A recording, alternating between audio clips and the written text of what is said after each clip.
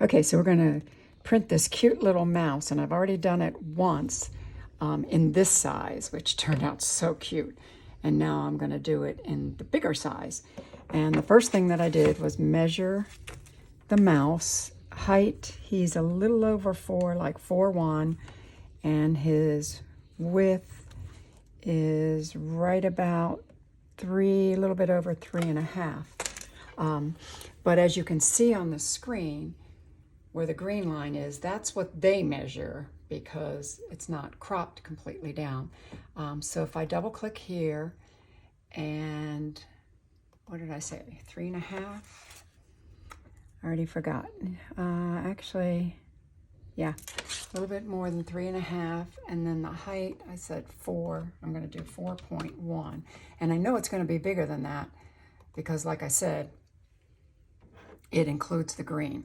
So if I put my mouse on my sassy tray, and I'm going to pick something to line it up with. I'm going to pick the this bottom line, the bottom line of dots. And his 2 little feet are going to go in there. And then once I do that, then I can stretch him on the screen to as big as I need him to be.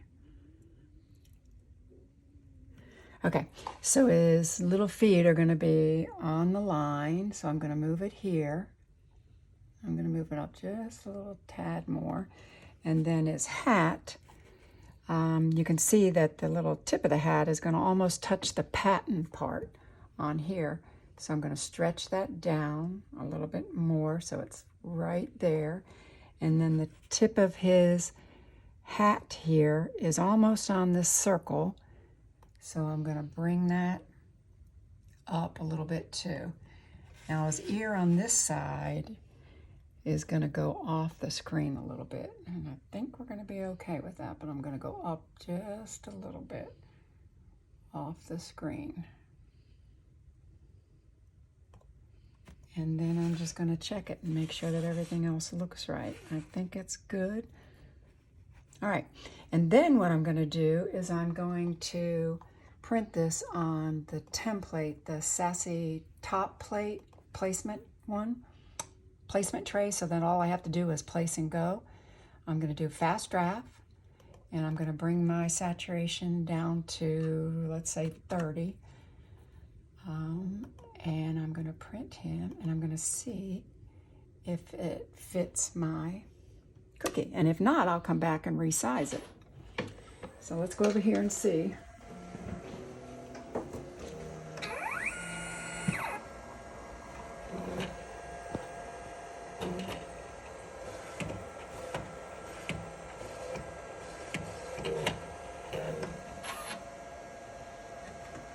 And it is very light, but that's okay. Oops, it fell off. Okay, so now if I put this waffle piece down so I don't get that ink on my cookie. And then I place him here. And then to make sure I've got it right, looks pretty good, actually, nothing's overflowing it. And this is a step you can do or you don't have to do. I just do it because I like it to be as close as possible. I don't want to touch the top of my cookie because then the ink won't print right. I'm using an edible marker, and I'm just going around the outside to show what's going to print. And I'm a little bit worried about that ear, but I don't know what else to do about that, so we'll see if it's going to fit. If not, I would do this exact same process on the Milton tray.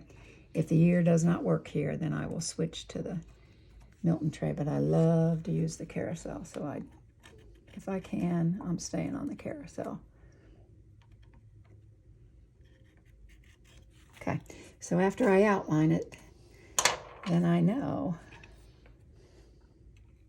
that it's good, and it actually is good. I think I will bring that down just a tad, maybe not. It actually looks really good. I think I'll leave it.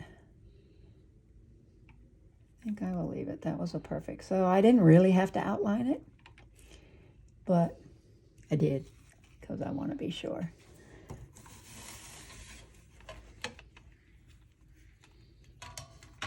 put my tray back on. Make sure it didn't move during that process. And this time when I go back here, when I print, I'm going to change it from test or from fast draft to best quality.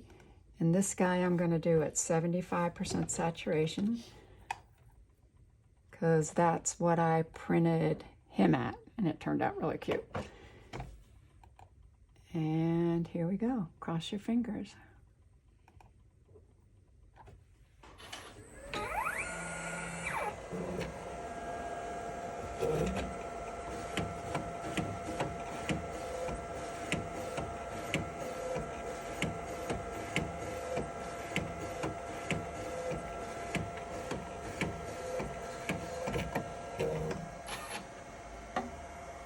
Wow, that turned out perfect.